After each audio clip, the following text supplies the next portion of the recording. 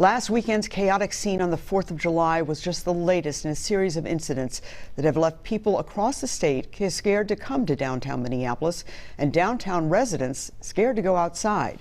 At least 8 people were shot and wounded last weekend as rogue fireworks exploded on Boom Island and drag races erupted on city streets. Since then, the governor has activated the state patrol to reinforce the understaffed Minneapolis Police Department. And Mayor Jacob Frey announced his nominee for a brand new position, a $300,000 a year commissioner of community safety who would be in charge of the police department, the fire department, the 911 center, and violence prevention. And that man is Dr. Cedric Alexander. Mayor Frey and Dr. Alexander are joining us now. Thank you, gentlemen, so much for coming on. Thank you. Thank you. All right, Dr. Alexander, we're going to start with your resume. We're going to put up like a little graphic here. We didn't have enough graphics to get your entire resume in. These are just some of the positions Dr. Alexander has held. Obviously, extraordinary qualifications.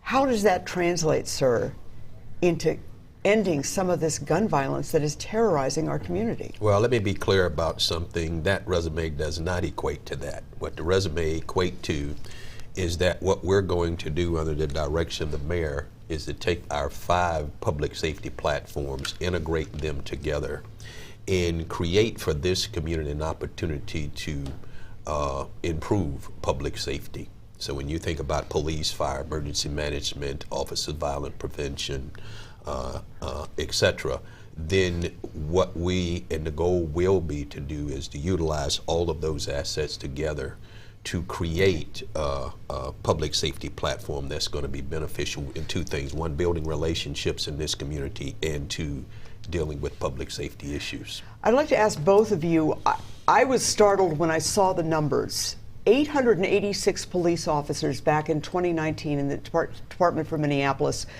Today, there are 564. That's more than 300 less. How can anybody do the job of keeping the city safe with that many fewer officers? No one single person can do the job of recruitment and making sure that the officers that are coming onto our department have the right mindset. But here's the truth. We have to do things differently, and that's a big reason why I tapped Dr. Cedric Alexander. It's to make sure that we're going out into communities on a day-to-day basis, and we're finding people that really want to protect and serve. We're inspiring officers to be part of this department, which can be an example for other cities and the rest of the country to follow. Well, Dr. Alexander, how are you going to manage with that decline in the number of officers? Well, the reality of it is that is the number. And we have to not just look at those 500 and some numbers that are there. That's the reality. That's where we are at this very moment. That's what we have to fight with. That's what we're going to use. But in addition to that, here again, with the collaboration of these other public safety platforms that you just heard me mention, emergency management, fire, 911, Office of Violence Prevention, we're going to collaborate all of our assets, bring all of our resources together. But there are 2 other key elements in all of this too, and part of this whole calculus is to how we're going to have to deal with public safety going forward. And one of the biggest ones is we also have to integrate the community in parts of this crime fighting effort, because we all, I can't by myself, neither can the mayor by himself, but all of us, elected officials, citizens across this great city, we all going to have some shared responsibility in all of this. And that's the goal here. And Esme, this is something that I campaigned on, that I talked about, this integration of these different public safety services together. You need to get to that. Let me ask you this.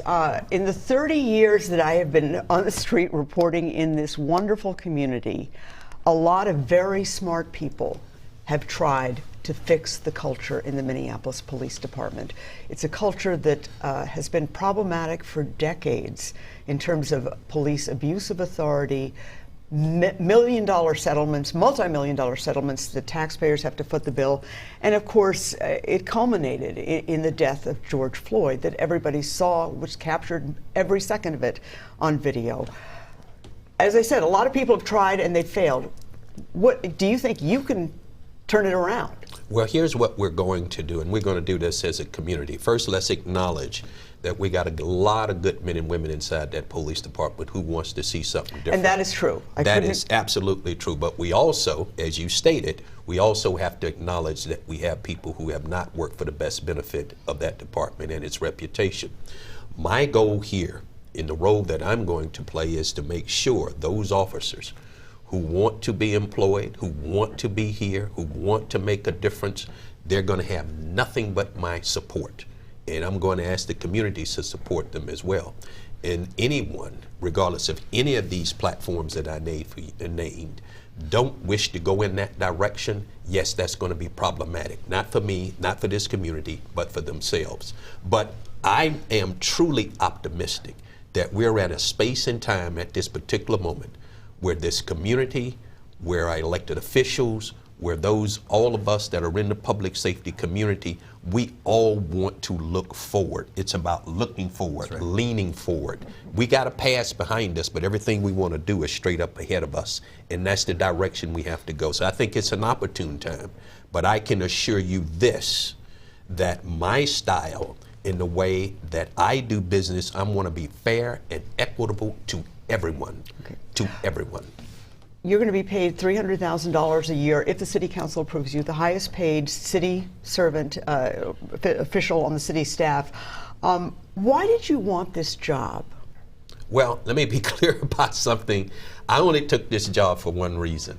And I took this job because the mayor called me up and say, hey. And you were on your boat. Yeah, I was 20 miles offshore. Everybody know the story. I was 20 miles offshore fishing. In the Gulf of Mexico. In the Gulf of Mexico. And, but, you know, when the mayor called me, it was very humbling, quite frankly. It was very humbling. He asked, could we begin to have conversations around how we can tackle some of these challenges that are in this city, and would I be able to assist? And that's how our conversations evolved. So for me being here, to your question, I'm here because I want to be here. There was a cry for my help. In coming into this community, I become a part of this community. I live in this city. I become a part of this community. I go to church in this community. I will make friends, lifelong friends over time in this community. So this community becomes very much a part of me. And quickly, Mayor Frey, is he going to pass the city council? This is just a nomination. A couple of weeks they're going to vote on him. Well, I know to never speak for the city council, but that being said, I'm very confident. Dr. Alexander has the credentials, he has the experience, but most importantly, he's setting a vision for where we're going to go. The answer is yes. Okay, well, gentlemen, thank you so much for being with us. We look forward to covering you when you have the job, if you do in fact get passed through the city council. I've heard some positive things from some city council members that I have spoken to. We appreciate your coming in. Thank you so much, Esme.